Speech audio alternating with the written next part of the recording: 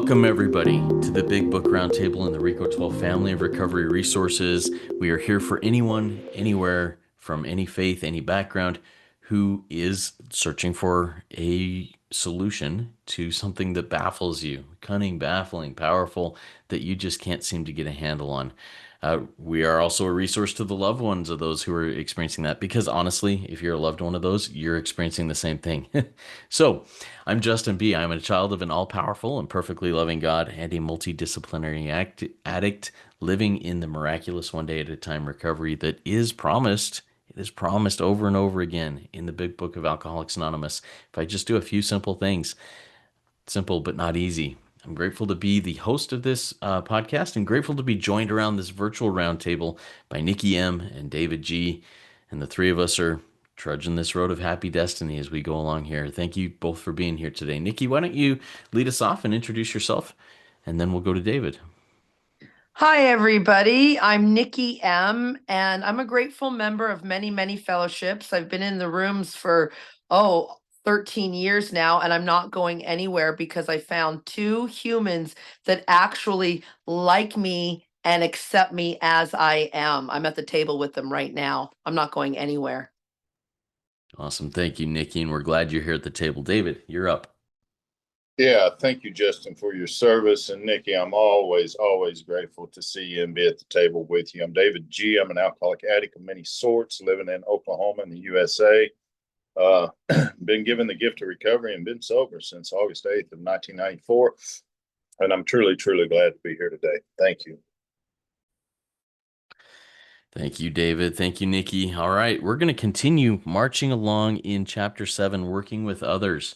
And as David has pointed out, what we're doing right now is all in the first visit. This is when we're qualifying, we're interviewing, we are determining, hey, is this somebody who has the desperation of a drowning person? Is this somebody who will work with me the way that I know and understand how to work the steps?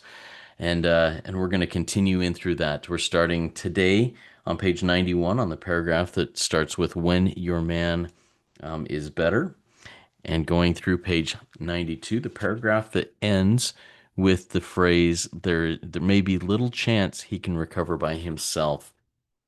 All right, so grab your big book, get ready to highlight, take notes, have some paper there, scrap paper, so that you can, anything that comes to you while we're reading this, you can take and share with others that you work with, or apply into your own life. All right, here we go with the reading. When your man is better, the doctor might suggest a visit from you. Though you have talked with the family, leave them out of the first discussion. Under these conditions, your prospect will see he is under no pressure. He will feel he can deal with you without being nagged by his family. Call on him when he is still jittery. He may be more receptive when depressed. See your man alone if possible. At first, engage in general conversation. After a while, turn the talk to some phase of drinking. Tell him enough about your drinking habits, symptoms, and experiences to encourage him to speak of himself. If he wishes to talk, let him do so. You will thus get a better idea of how you ought to proceed. If he is not communicative, give him a sketch of your drinking career up to the time you quit. But say nothing, for the moment, of how that was accomplished. If he is in a serious mood, dwell on the troubles liquor has caused you, being careful not to moralize or lecture. If his mood is light, tell him humorous stories of your escapades. Get him to tell some of his.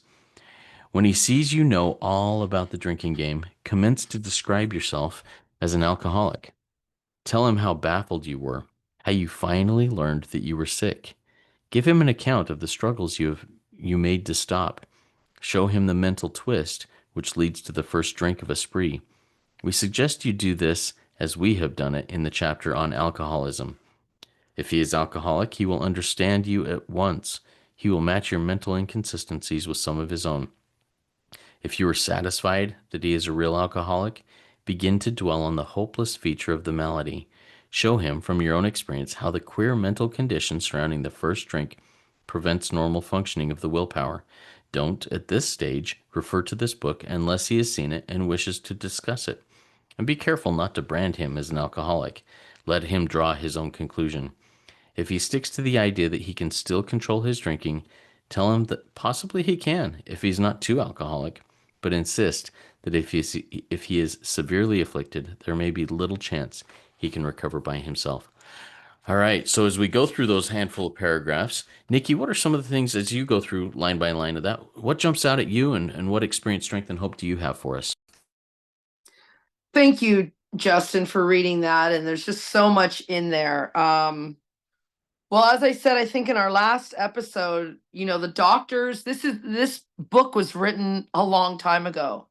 Now, everybody, we are heading soon into the summer of 2025. So the medical industry in my country of Canada is not wanting to get better. That's my experience, strength, and hope. It's just a broken system. So this is really, I've got to be able to decipher this myself. Like, is this person better and approachable? And whether it's a prospect, whether it's my son, daughter, a neighbor, my mom, I need to, I want to make people feel they're under no pressure of anything. I can see them suffering. Is it okay to approach them? Is it not? This is where I get the gift of discernment, and I have to stay in the room to keep this gift. Okay. And I love that word nagged. I come from Al-Anon. I'm a control freak, and I don't want to nag anyone anymore about anything. Really, I'm here to help. So I don't want any pressure on anyone. And that's everybody. If you're in the rooms and you're like, I need a dating plan, apply this. Don't put people under pressure. Don't nag people. Trust God. Okay, next one. See your person alone. See, you don't want to see a person in a group because we are talking about very intimate things. I'm in the rooms of Sex and Love Anonymous, and there's a lot of things people do not want to discuss with anyone.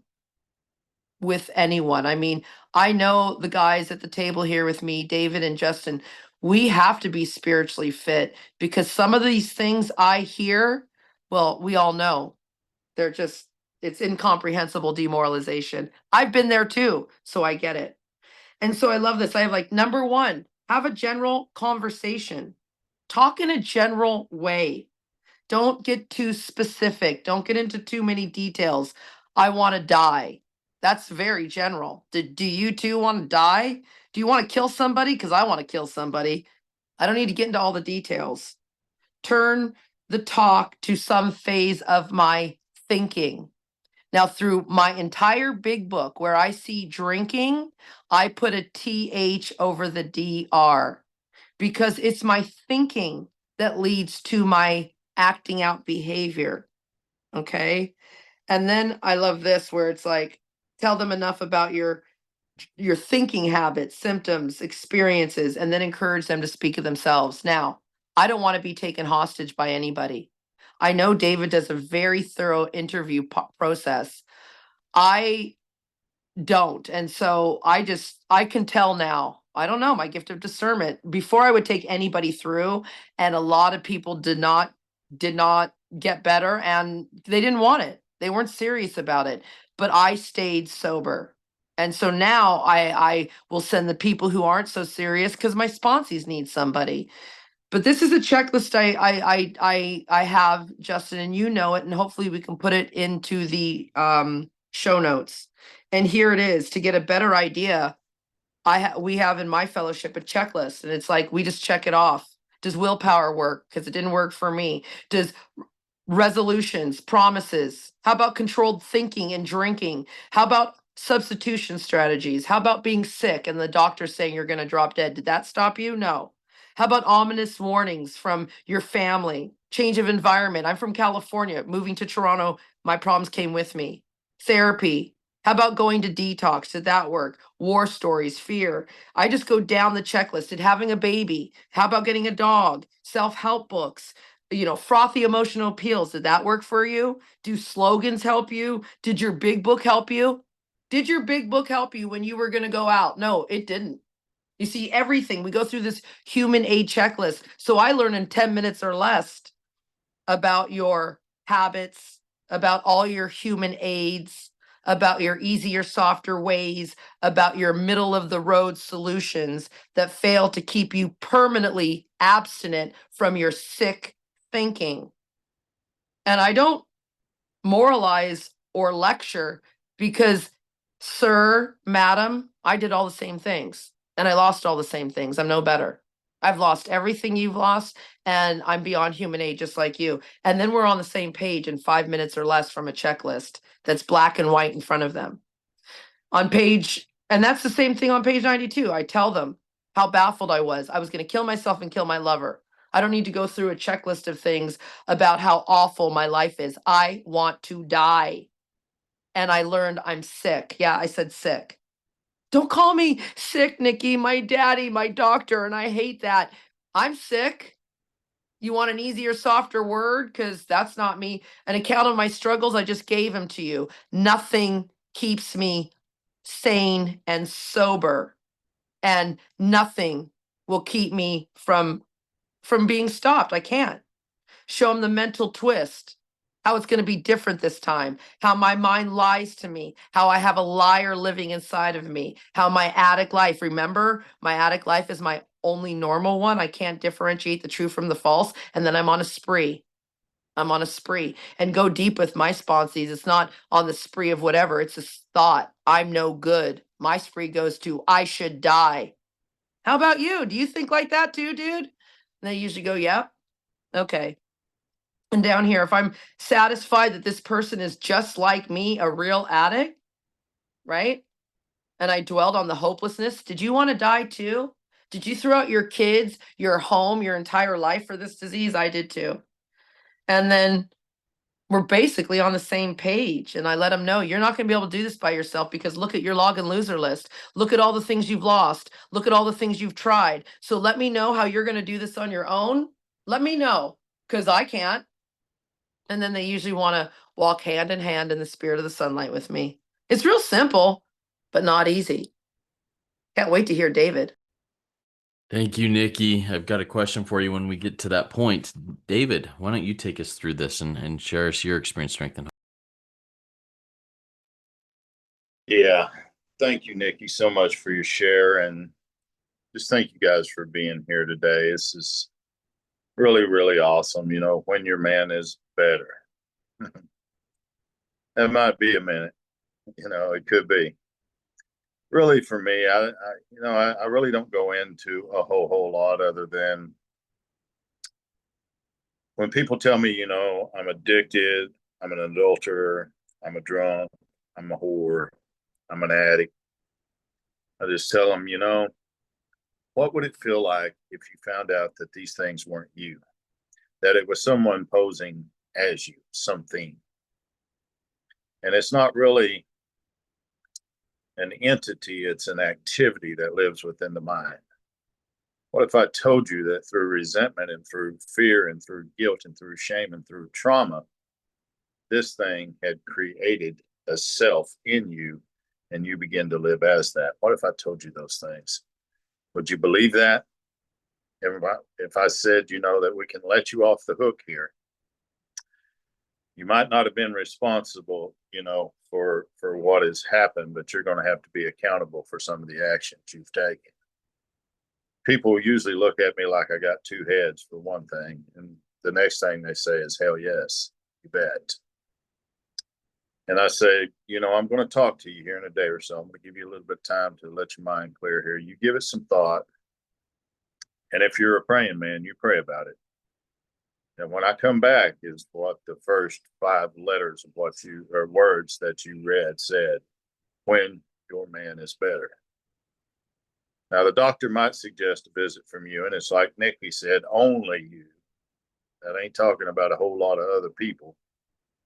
And though you have talked with the family, which I usually don't if I can avoid it, I'm definitely going to leave them out of the first discussion, because what usually happens with an addict, at least the kind that I work with and with myself, if you come to me and the first thing you bring up is my family, I'm going to think you've went behind my back and you begin to talk to them to try to figure out what kind of behaviors I'm in.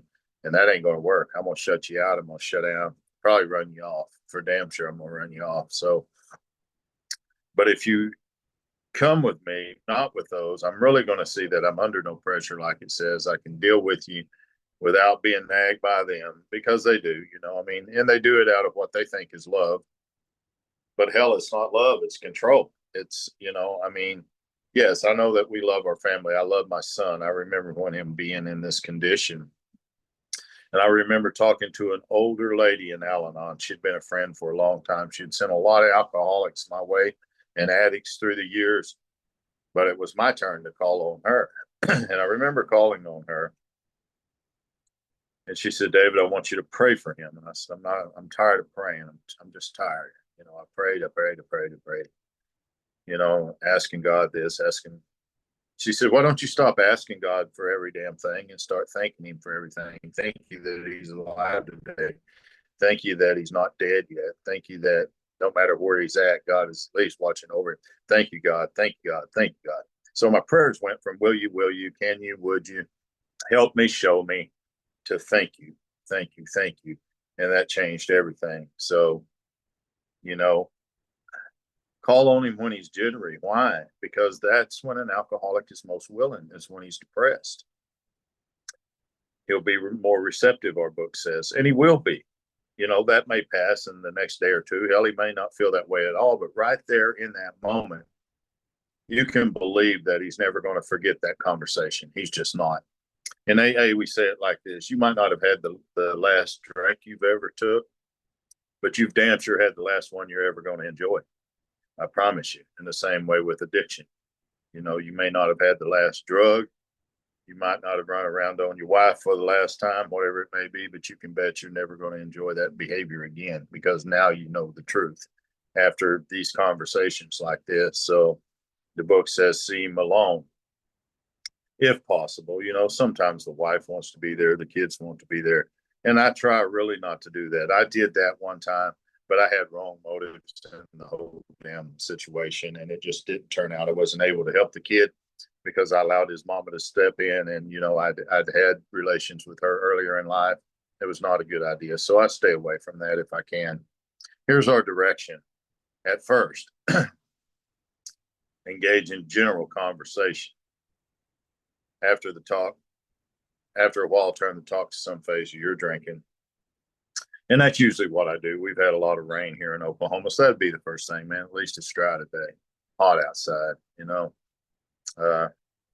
I love to fish, blah, blah, blah. I just go on whatever, And if I have an idea of what he does in life, then I try to talk to him a little bit about that. But after a little while, I'm going to and like it says here, I need to be able to tell him enough about my habits, symptoms, and experiences.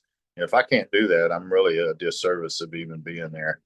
I want to talk about the habit that I would fall into so many times of resentment or fear. And that would lead me to stop by a massage parlor, or that would lead me to send a text message inappropriately. Those became habits. The symptoms behind that was selfishness, dishonesty, resentment, fear.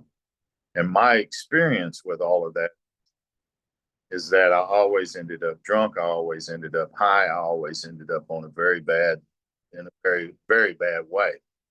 And when I start to talk to him, not so much about his drinking, not so much about his acting out, not so much about his emotions, but what led him to do those things, that's when I begin to grab their attention. That's when they begin to listen to me the most.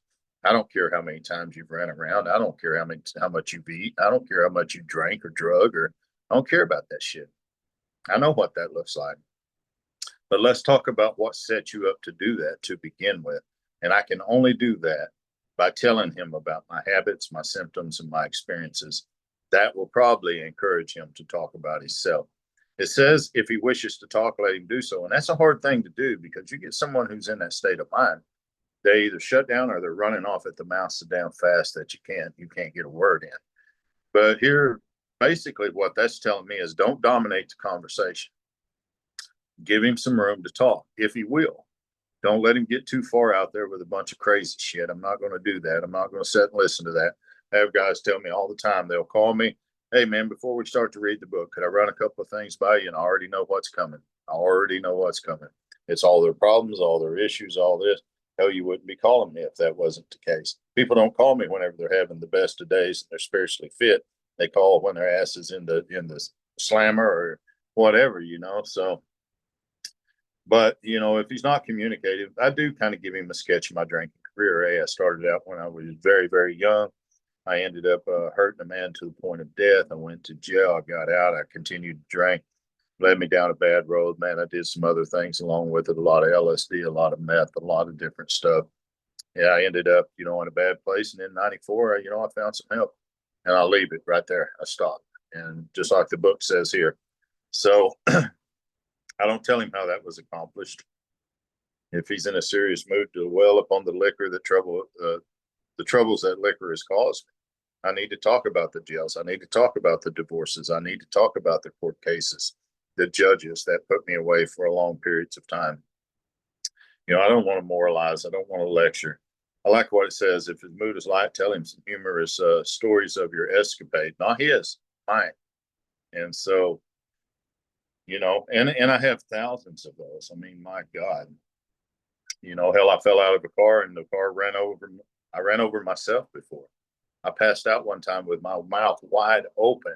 I was out in the sun at the lake, man. The roof of my mouth was so damn sunburned whenever I came to, it was unbelievable. My face, I couldn't open my eyes, I couldn't close my mouth, and all I wanted was a drink. You know, how crazy is that? And people laugh their ass off about stuff like that, you know?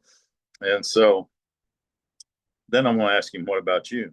And try to get him to tell some of his, just like the book says. So, but when he sees that we know all about not the recovery game, the drinking game, because right now that's where he's at, then I'm going to describe myself as an alcoholic. And the book kind of pretty much just continues to lay it out, tell how baffled I was. Hell, not only whenever I was drunk, but when I was sober.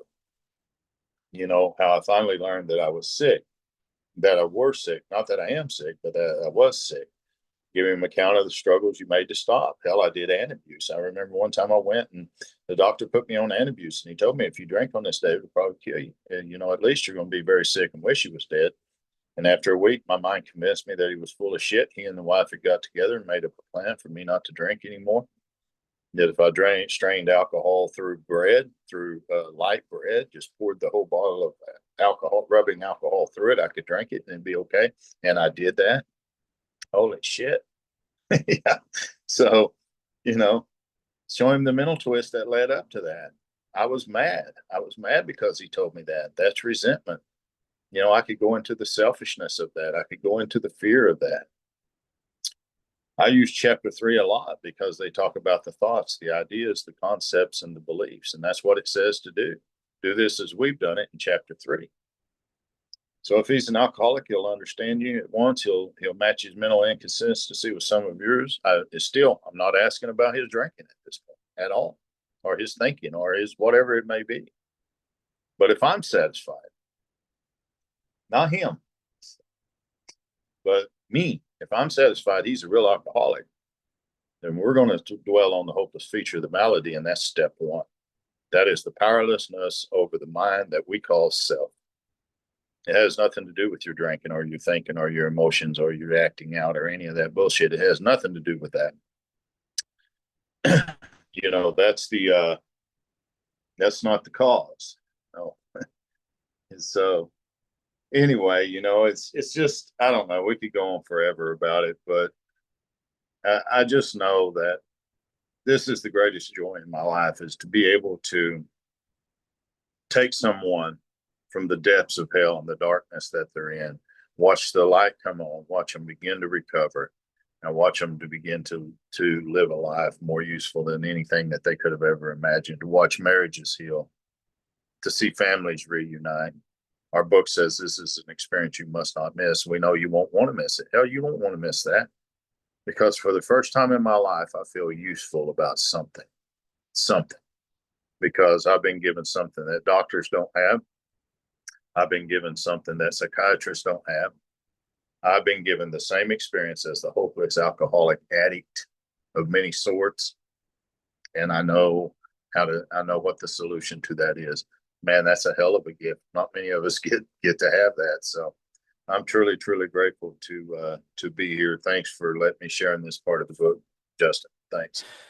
And thank you, David. Love that. I have a question for you too, but let's start with Nikki. The question I have for you, you referenced that checklist, the log and loser list, and you called it the log and loser list. For those that are listening that aren't aware of what is a log and what is a loser, what is a log and loser list? Why don't you take just a minute and explain that maybe and what it means, the logs and the loser stuff. Okay, that's a great. So logs are an analogy basically of all the things that you've tried to stop. So like addicts are like drowning men and women. If we don't find some way of keeping our head above water, we're going to drown. So we look for some kind of power to keep us afloat.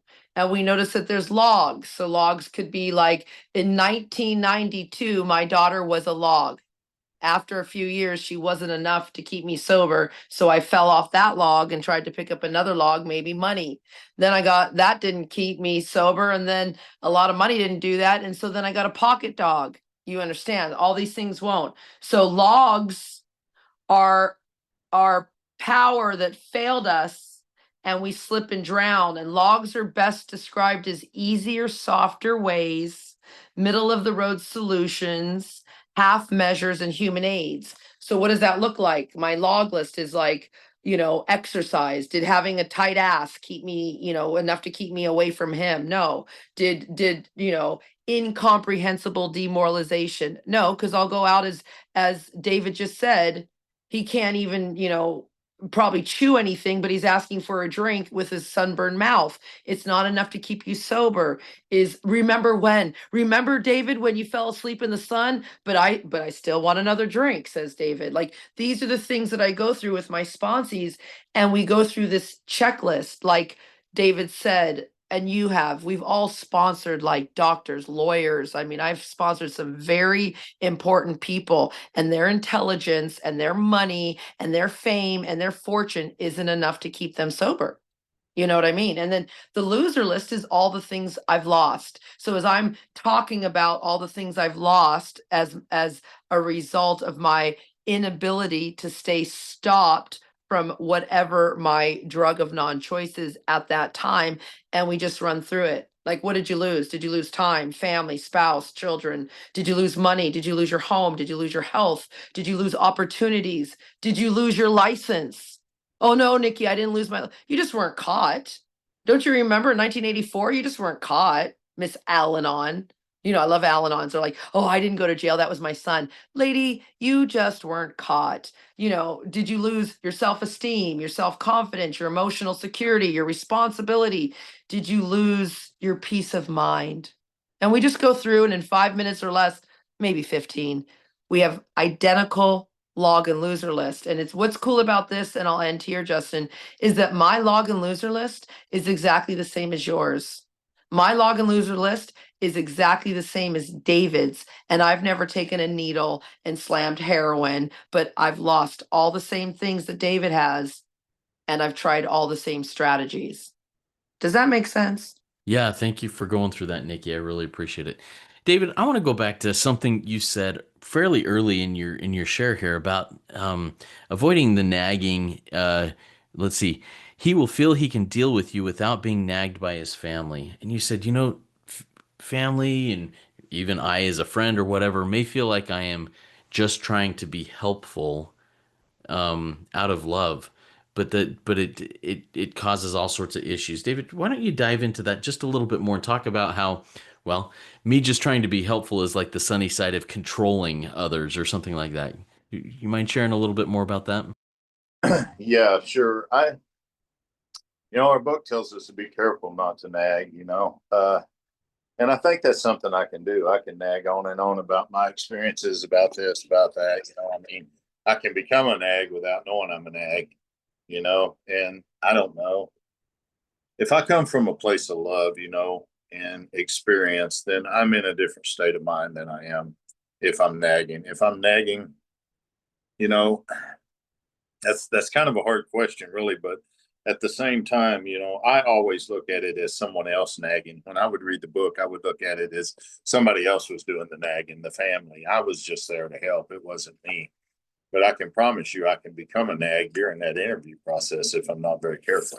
So, uh, Yeah, it says he will feel, keyword, he will feel he can deal with you without being nagged by his family. So for me, I have, if somebody comes to me and they have had a discussion with my family, the chances are that I'm probably not going to trust that person very much. I'm just not, because I don't know. I'm going to feel as if you've kind of went around me. You've talked to my family, and there's no telling what they've told you. But I don't know. It says call on him while he's jittery. He may be more receptive when he's depressed, and that's when an alcoholic is most willing. So I really don't want anyone that I try to work with to feel like he is being nagged by me or his family. I just don't, because, anytime that there's pressure, uh, in my experience, the alcoholic is going to shut down. So basically, I try to leave all of this out of it altogether. I want to talk to him more about what causes him to do what he does. I want to, not the effect, the cause. And that's where we really start talking about the self. You guys remember when we first started this way back? I mean, that was one thing that I just hammered home all the way from the beginning is the self, the self, the self. We have to recognize the self. We have to watch the self. And, and through the months that we have done all this, I don't know how many people have reached out to me and said, man, can you talk to me more about that? I mean, yeah, I'm drunk today. I'm dying today. I've acted out last night. I've acted out this morning. But I've heard you say things like, this is only the effect, not the cause, but the cause has to be lust, right? Wrong, wrong. No, that's not the cause at all. So the self is what we're dealing with here. And if I can talk to him about that, I can promise you he will feel he can deal with me without being nagged, because we're not talking about something that brings on nagging. That is something that people are most interested in. I mean, think about it. When we first started talking about that, was something that you guys really gravitated to, and so did I when it was presented to me, because hell, I didn't know any of this, but the book is full of it, and it continues to talk about it right here even to this day, and it will all the way through the rest of the chapters until the end. I mean, because this is what the problem is. It just is. So this says working with others, not working on others. And there's only one way that you can do that. You must be on higher ground yourself. So, anyway, I hope that answers the question, Justin. Thank you. That does, and that last phrase of yours is my takeaway, and I'm going to go into your takeaways. My takeaway is this isn't working with others, or it's not working on others. It's working with others, and that's my takeaway. I love that. I'm not trying to control them. I can't. All right, Nikki, what's your takeaway today? Well, you and I have a book in process, but you and I need to write another book about one-liners by David G. That's my takeaway today. Big Book One-Liners by David G. Because if you get these down, you'll live free. Thank you. Awesome. Thank you, Nikki. How about you, David? What's a takeaway for you? Well, I'd like to end kind of with a story that kind of sums up on working with others. It's called The Messiah and the Donkey Story. And a lot of my sponsors, they repeat it to the best of their ability. But, the Messiah, the Christ, was coming into town on the donkey, and everybody was just waving palm leaves. They were fanning him down. They were in the streets. They were crying. They were praising. It was just, oh, they were just having a hell of a time. But all the while, this donkey thought this was all for him, see? And so we have to be very careful here not to become the donkey, because although that we are carrying the message, we're not the message. We're only the ass that gets to carry it. So anyway, Love thank you. it. And I'm grateful to be an ass with you guys, just trying to carry the message. Good. All right. So thank you, everybody, for joining with us. Keep coming back. Join us in the fellowship of the Spirit and come trudge this adventurous and amazing road of happy destiny with us. Work it. You are worth it.